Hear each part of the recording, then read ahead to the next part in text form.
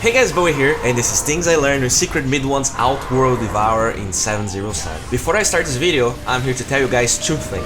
The first one is that February will be Twitch's month for me. I'm grinding that platform like never before, and I'm trying to get to 10k followers there. If I get to it until the end of February, I will stream myself eating the chat's choice of cheeses. Also, since Pvgna always wants to support me with every endeavor, they decided to gift 1 month of Pvgna Premium for every single subscriber. So if you have an Amazon Prime account or already wanted to subscribe to me there, you get Pvgna Premium for free. If that was not enough, I will gift 1 Arcana and some coaching sessions at the end of February. To participate in the giveaway, all you need to do is watch me stream. By doing so, you get crisps, and with the crisps, you buy raffle tickets to participate, and subs get double the crisps. Anyways, are you tired of Tinker? Have you tried Storm Spirit and failed miserably? Do you watch a lot of Rick and Morty and still seem clueless on how to deal with him? Well, your problems are over, my friend. Today you will learn how to be Tinker-free by playing this cool and neat playstyle popularized by Midone. If you're still salty about my 2 Tinker tip videos from Cancel and Funkyfall, this is the time to get your revenge. Laning stage-wise, there's really no secret. He goes for the normal and some could say outdated Max Astral build, but for what he wants in the early game, this works wonders. One thing to note is how Midone tries to force Slahser on Tinker as often as possible in a laning phase. A good Tinker will always save Slahser to make sure you cannot deny his range creep or to make sure he can deny one without you being able to get it. And by attacking Tinker first thing in the lane, he baits on Laser because OD has more armor than Tinker and Tinker doesn't want to take unnecessary damage. Midone Astrals him right away,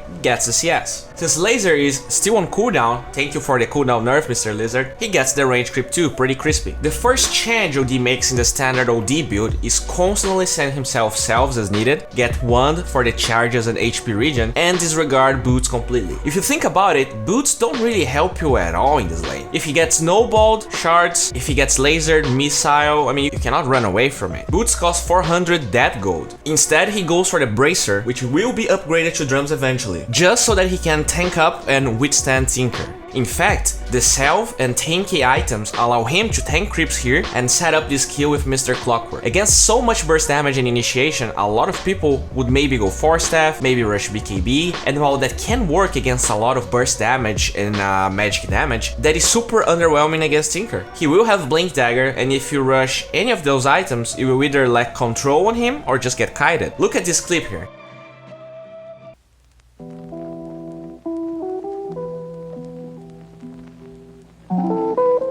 A 140 damage Razor goes in to kill Midone, and thanks to his tanky build, he survives on 127 HP, and by the way, Bracer gives 140. The combination of Wand and the ring from Meme Hammer allows him to farm the jungle a little bit better than if he just, went treads. I feel like up to this point you might be thinking that the point of Meme Hammer is about setting up with Astral, and while you're not completely wrong, that's hardly why you go for the item. The item makes you bulkier in the laning stage, it allows you to farm jungle even without treads thanks to intelligence and HP and mana regen, but in this matchup specifically, it deals with one of OD's biggest weaknesses. Yes, you can go BKB against Tinker, but not only you will lack gap close to kill him, you cannot push towers even if you manage to kill him. Thanks to his Meme Hammer here, he baits Glyph and starts being able to pressure buildings against Tinker, something that very few heroes can, and at least he has an item that actually synergizes with his hero. Since he has 1.5k HP and 8 armor with this build, he has the ability to man up on those heroes even though he still lacks damage.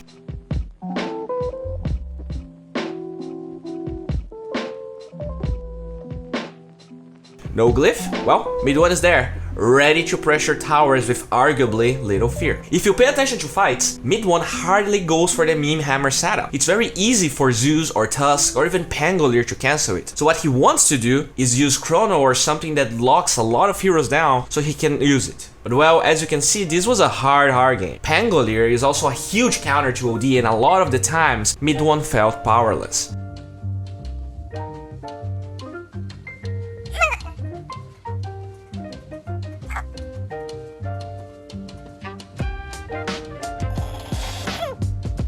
When When he was able to find heroes out of position, where clearly no one was there to cancel his meme hammer, they were able to get a few kills back. Even if he had any other build, unless the solo pickoff was Tinker, which is far-fetched, how do they take buildings? Well, the Pangolier pickoff gives them one thanks to meme hammer, and imagine if he didn't have one, this was super slow. Dire starts getting fights in their favor, and again, pay attention how the hammer is never the focus in teamfights, and I'm talking about the meme hammer, not his other hammer. Unless Void gets a good chrono, which he didn't to this point, he just uses his tankiness, attack speed from drums, and talent to get good hammers, the ult off.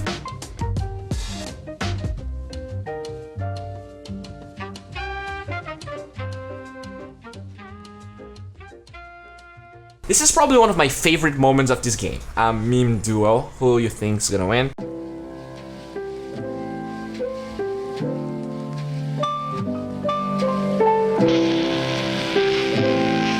If you think this game looks dire, you know nothing. It gets way worse. Their fights are always super scrappy, Faceless Void and Mid-1 are not in sync, and they slowly start losing faith.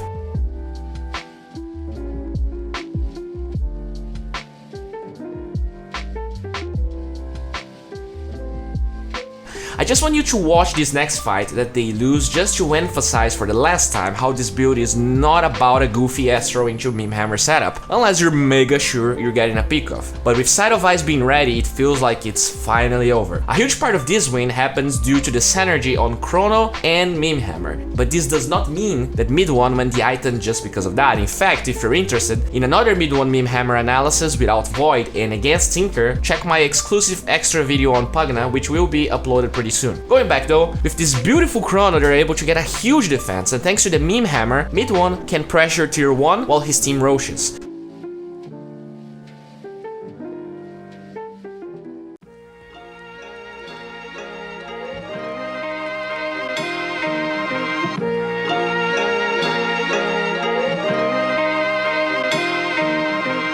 Something that in a normal D game with Blink, BKB, would not happen or wouldn't happen as efficiently. Thanks to some crispy plays and maybe just a slight overconfidence from Radiant, they start to lose grip in the game. Instead of being a 4K and walking back to base, and thanks to Spirit Vessel, they contest this Roshan and suddenly the one is godlike.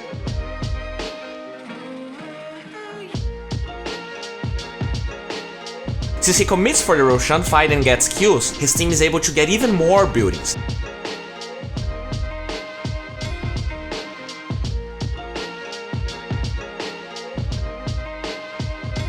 This time, since it's a pickoff, he can meme hammer Zeus, and those kills keep allowing his team to get buildings even if ever so slowly. And yeah, I'm pretty sure don't go this item every game, but it's clear how he is a necessity against this matchup specifically, especially when you lack so much push in your team. Now that they are ahead and he has Aegis, so he doesn't fear getting initiated, he goes for the combo, and since we are at it, I'm not sure if you guys on the channel like playing OD, but you can have an idea of how much time your Astro still has by looking at how the internal ring approaches the outside one. Astro lasts for 4 seconds, Meme Hammer has 2.0 seconds cast time and 0.5 landing time, so starting the channel slightly before it hits the middle area is a great idea, but it's quite hard to time it against 4 staffs or even Pangolier who can kind of 4 staff away. He gets Razor even if he forces himself out, and what feels like a bad fight is actually a bait. Razor BKB'd for a clockwork kill, and while he's able to kill Omni Knight at the end, this allows Void to finally redeem himself with this beautiful chrono.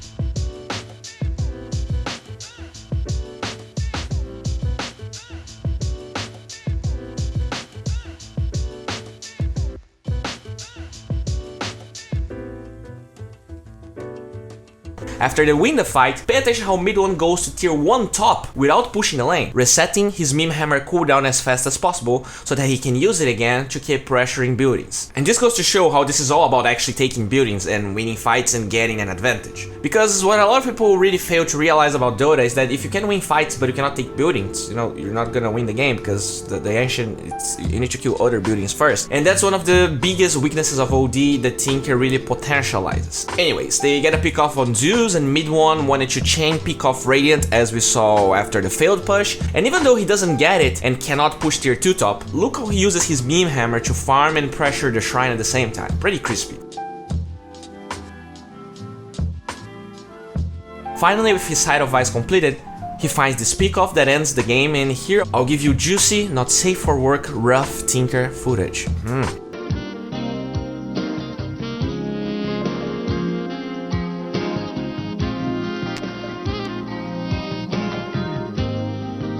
Well guys, this wraps up for today. If you enjoyed this video, please like and subscribe. If you enjoyed this video or this series, remember, vote with your likes. My goal here is to make videos that people care about, so if I just see 200 likes here, I'll probably move on with this series or talking about Tinker counters. I'm coaching on via gamersensei, the link is down below. You guys know Pvgna, they're down there. Remember, if you have an Amazon Prime account, just subscribe to me on Twitch. You're gonna get 1 month free of Pvgna. I'm streaming, I'm casting, I'm gonna eat a lot of cheese if you actually follow me there and we get to 10k, so, I mean, go on there. And that's it guys, bye, thanks for watching my video.